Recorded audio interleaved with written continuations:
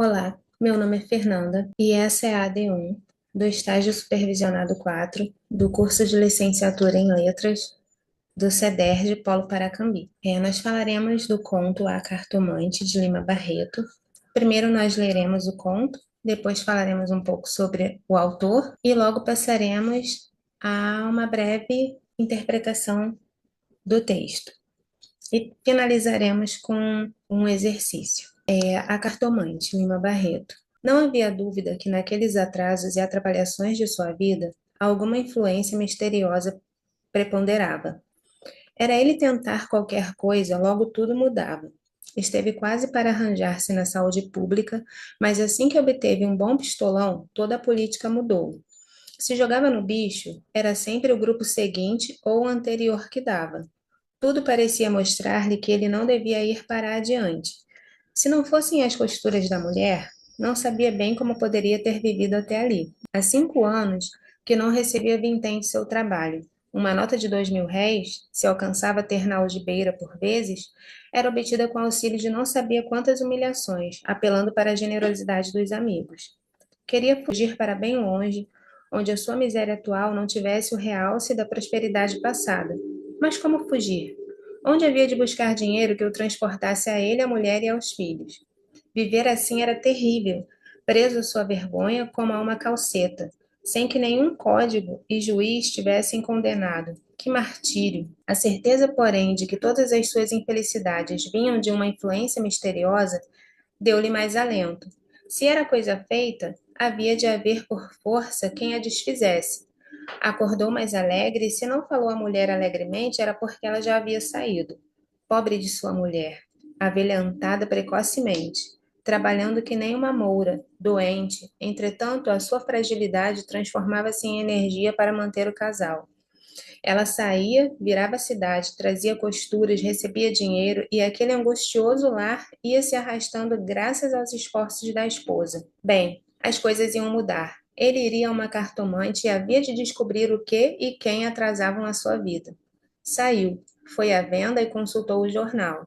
Havia muitos videntes, espíritas, teósofos anunciados, mas simpatizou com uma cartomante, cujo anúncio dizia assim: Madame Dada, sonâmbula extralúcida, deixa as cartas e desfaz toda espécie de feitiçaria, principalmente a africana, rua, etc. Não quis procurar outra.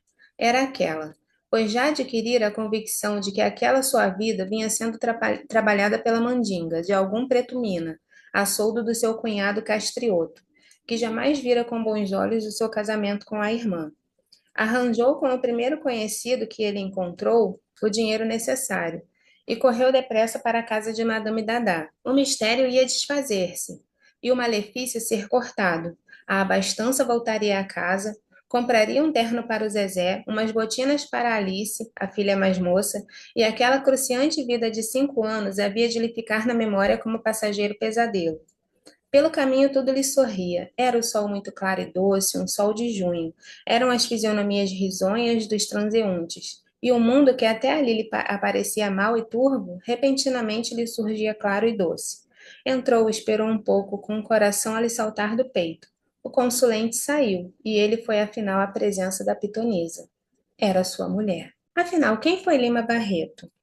Eu inicio aqui essa parte com uma epígrafe do Lima Barreto, que diz: a linha que separa o louco do são é traçada pelo poder. Lima Barreto nasceu em 13 de maio de 81, 7 anos antes da abolição da escravidão. Afonso Henriques de Lima Barreto, ele era filho de pais negros e pobres, e ele enfrentou durante toda a sua vida o racismo, o preconceito tanto ligado à sua raça, à sua cor, como à sua origem. E isso marcou profundamente as suas obras. Nas obras de Lima Barreto, existe uma forte denúncia do racismo, é, existe a presença da denúncia social, da crítica social. Ele enfrentou a rejeição da elite literária da sua época, né? Morreu pobre e esquecido em 1922, início do modernismo. E é interessante que Barreto morre no ano em que nós temos a Semana de Arte Moderna, né, que nós temos como um marco para o início do modernismo, e as suas obras se inscrevem numa fase pré-modernista, né? E atualmente a força de suas obras elas vêm sendo redescobertas e celebradas com a importância que lhe era devida, né? Que foi negada a ele quando em vida. E com essa característica da sua obra, dessa inscrição na fase do pré-modernismo, nós podemos situá-la como uma fase transicional entre o simbolismo e o modernismo e que apresenta características de ruptura. E como bem sabemos, nenhuma escola literária começa de uma hora para outra. Existe um período de transição. As coisas não acontecem simplesmente porque nós colocamos uma data. O modernismo iniciou-se no ano de 1922, mas existe ali uma transição até que aquelas características que fazem parte do modernismo elas ficassem mais concretas. Então, as obras de Lima Barreto se inscrevem nesse período transicional, com características de ruptura, apresentando a realidade social brasileira sem ideais fantasiosos e apontando denúncias acerca da pobreza, miséria, desigualdade social e racismo. Nas suas obras, ele apresenta o subúrbio carioca e mostra como é a realidade de pessoas pretas, de pessoas pobres, de pessoas periféricas. A obra dele também apresenta linguagem coloquial, temas cotidianos, denúncia social, sincretismo estético e regionalismo. Em 1914, e isso tem relação com a epígrafe que eu escolhi para colocar nesse trecho, né, a linha que separa o louco do som é traçada pelo poder. Lima Barreto foi internado no Hospital de Alienados com diagnóstico de alcoolismo crônico e paranoia. Mas alguns estudiosos apontam que essa internação também teve um viés político, porque Lima Barreto incomodava a sociedade da sua época por causa das suas denúncias sociais. Não era a sua escrita não era uma escrita que agradava a elite da época, a política da época, é, a elite literária da época. Lima Barreto incomodava muitos grupos de pessoas. Vamos passar para o conto, né, que nós lemos lá no início. Esse conto ele traz uma crítica irônica à crendice popular e ao misticismo na busca por soluções mágicas para o problema da miséria, né? A narrativa apresenta-nos um homem frustrado e ele atribui todo o seu fracasso a uma provável mandinga. Lá no início do conto, esse homem ele fala sobre uma situação em que ele quase consegue uma posição, né? Esteve quase para conseguir arranjar-se na saúde pública, mas assim que obteve um pistolão, toda a política mudou.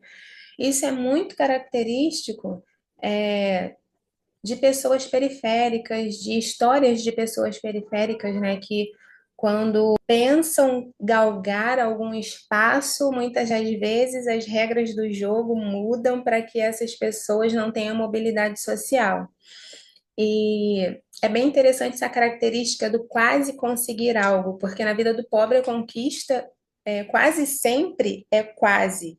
E quando parece que a pessoa vai chegar lá, as regras mudam e novamente se cria um distanciamento, um abismo social, um impedimento, né, para que essa mobilidade aconteça. E aí nos é apresentado de que esse narrador, esse personagem que não é atribuído a ele um nome, e eu acredito que isso também tenha um porquê, porque esse personagem, ele poderia ser qualquer um, poderia ser qualquer pessoa do subúrbio carioca, qualquer pessoa periférica, qualquer homem periférico, porque retrata uma história que não é uma história incomum. E aí ele vem narrando que ele tentou mudar de vida, arranjando-se na saúde pública, né, como citei, jogando no bicho, mas aí, quando jogava no bicho, dava o bicho anterior, o bicho posterior. Então, ele começa a observar que tem alguma coisa errada. E ele não consegue olhar para a própria estrutura da vida dele e encontrar ali indícios do que poderiam ser motivos para essas questões que ele está passando. Ele vai procurar motivos espirituais, motivos misteriosos, motivos místicos, e ele mesmo diz que isso trazia um alento para ele, acreditar que havia algo de misterioso em todo o seu fracasso, do seu não sucesso. Atribuir isso a algo sobrenatural fazia com que ele não encarasse a realidade, mascarando assim toda a sua miserabilidade, todas as dificuldades sociais que ele enfrentava. E aí ele fala sobre uma prosperidade passada, né? Havia 5 anos já que ele não conseguia receber do fruto do seu trabalho, né? Que esse homem estava sem conseguir manter a sua própria família. E essa lembrança de um passado próspero dava a ele vontade de fugir. Ele queria fugir para bem longe, longe, onde a sua miséria atual não tivesse o realce da prosperidade passada, dando ênfase ainda maior à sua precariedade, né? Porque quando você está numa situação muito difícil, lembrar daquilo que você teve de bom no passado faz com que a falta de recursos pareça ainda maior, seja muito mais enfatizada, evidenciada. Mas ele não tinha nem como fugir. Havia falta de recursos até para fugir daquela situação. E aí, nessa questão de atribuir as suas infelicidades e infortúnios a um mistério, ele sente esse alívio e ele decide que é com isso que ele vai se apegar, é nisso que ele vai se apegar. Ele começa a procurar nos jornais, né? Ele assume que as circunstâncias são aquelas devido ao modo, em vez de assumir que as circunstâncias são aquelas devido ao modo como a sociedade está estruturada, de maneira a promover injustiça social, talvez seja mais doloroso. Então, é muito mais fácil para ele atribuir algo fora da estrutura social, algo fora da própria realidade dele, atribuir a algo místico. E o que ele poderia fazer em uma situação assim, né? E ele diz, ele nos apresenta sua esposa, também uma mulher a quem não é atribuído um nome, e essa mulher, ela é colocada como uma mulher que chefia essa casa, algo que é muito comum em muitos lares brasileiros, né? Ela saía, virava a cidade, trazia costuras, recebia dinheiro e aquele angustioso lar ia se arrastando graças aos esforços da esposa. E essa esposa, ele também fala que ela estava avelhantada precocemente devido a todo o trabalho que essa mulher tinha para manter essa família. O que é algo muito comum na sociedade brasileira, né? Sempre foi e ainda continua sendo, principalmente nos lares periféricos, mulheres solteiras que chefiam as suas famílias, que chefiam as suas casas, que trazem o sustento para dentro do seu lar. E essa mulher, ela está se virando como ela pode para sustentar essa família, enquanto esse homem não consegue enxergar a própria realidade de maneira nua e crua. Ele coloca essa máscara, esse óculos do sobrenatural e eu quero enxergar as minhas dificuldades como um fatalismo, como algo misterioso. E aí ele decide procurar uma cartomante e descobrir o que é que estava trazendo a sua vida, porque se havia algo de misterioso, se havia algo de sobrenatural, então era procurando o sobrenatural que ele encontraria uma solução para esse problema que ele estava enfrentando. Se alguém havia feito algo contra ele, ele poderia desfazer isso. E é muito interessante perceber, né, essa esperança que ele coloca nesse sobrenatural, porque se ele for encarar a realidade, o que é que ele pode fazer? Talvez fazer o mesmo que a esposa estivesse fazendo, né? Ir atrás de recursos para manter a família, aceitando qualquer emprego, virando a cidade para conseguir um bico aqui e ali, e talvez não seja bem isso que ele queria, não fosse bem isso que ele queria. Então ele procura no jornal alguém que chamasse a sua atenção e ele encontra um anúncio. Sonâmbula extralúcida deixa as cartas e desfaz toda espécie de feitiçaria, principalmente a africana, rua, etc. Eu acho interessante que quando ele procura essa cartomante, ele atribui uma valoração negativa a crenças de origem africana, quando ele diz que ele já tinha adquirido a convicção de que aquela sua vida vinha sendo trabalhada pela mandinga de algum preto mina. E isso me faz pensar no quanto as religiões de matriz africana, até os dias de hoje, elas ainda enfrentam muito preconceito, são muito ligadas a coisas ruins, sempre com essa valoração negativa quando alguém fala fulano está fazendo macumba para você, sempre é num sentido negativo, num sentido ruim, sempre é muito frequente esse olhar para essas religiões como sendo algo negativo, como sendo pessoas que se reúnem para fazer o mal, para fazer feitiçaria contra alguém. E é esse pensamento aqui que ele demonstra, né, que ele tinha essa convicção de que alguma mandinga de algum pretumina foi feita contra ele, por isso que a vida dele estava assim. E ele pega dinheiro emprestado, vai até o encontro de Dadá.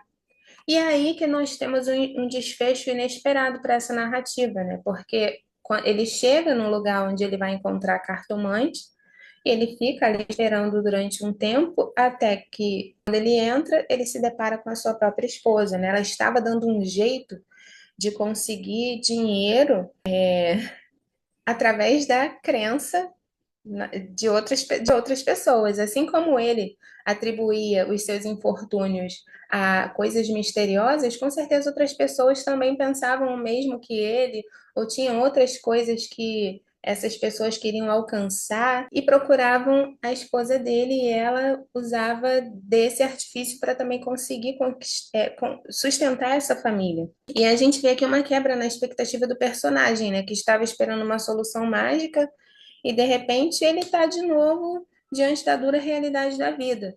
O texto ele termina de uma maneira brusca, assim, né? Quando ele tem essa quebra de expectativa, ele se depara com a sua esposa, o texto termina e ele deixa a gente meio que em suspenso o que vem depois disso, porque a última esperança, talvez, daquele homem se desfez. E se ele esperava encontrar uma solução mágica para um problema que ele tinha, ele agora se depara com a sua esposa ali como a cartomante, que ele achava que poderia solucionar os seus problemas, sendo que essa mulher não está procurando uma solução mágica, ela está sendo prática, aproveitando-se de uma oportunidade que ela encontra na sociedade na qual ela está inserida.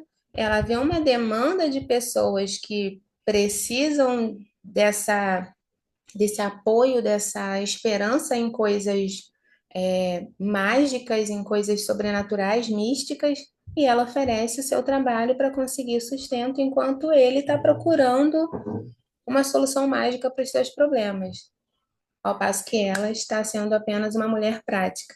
E é assim que o texto termina. E aí eu coloquei aqui alguns exercícios. Não vamos fazer todos, eu vou apenas escolher um aqui para a gente poder falar. E vou escolher o exercício número 1, que diz assim: cite características do conto que inscrevem-no na fase do pré-modernismo. E como foi falado, o texto de, de Lima Barreto, A Cartomante, ele é um texto curto, com uma linguagem coloquial, uma linguagem simples.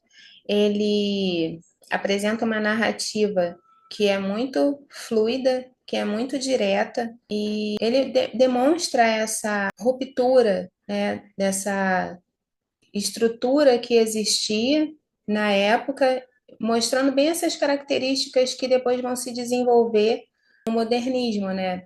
Que é essa linguagem coloquial, esse rompimento com a estrutura vigente na época, uma crítica social, apresentando uma denúncia social, apresentando uma vida do suburbano, cenas do cotidiano do subúrbio.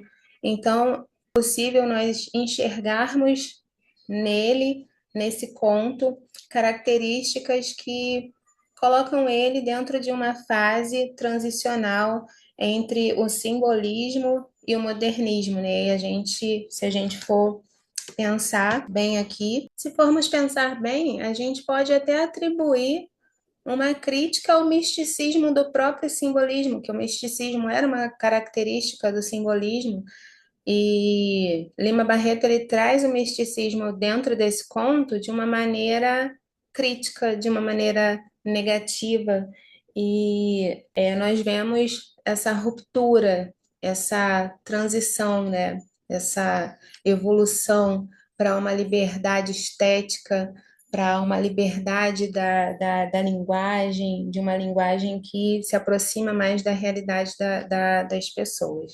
É isso, nós ficamos por aqui e muito obrigada a você que me ouviu até o final.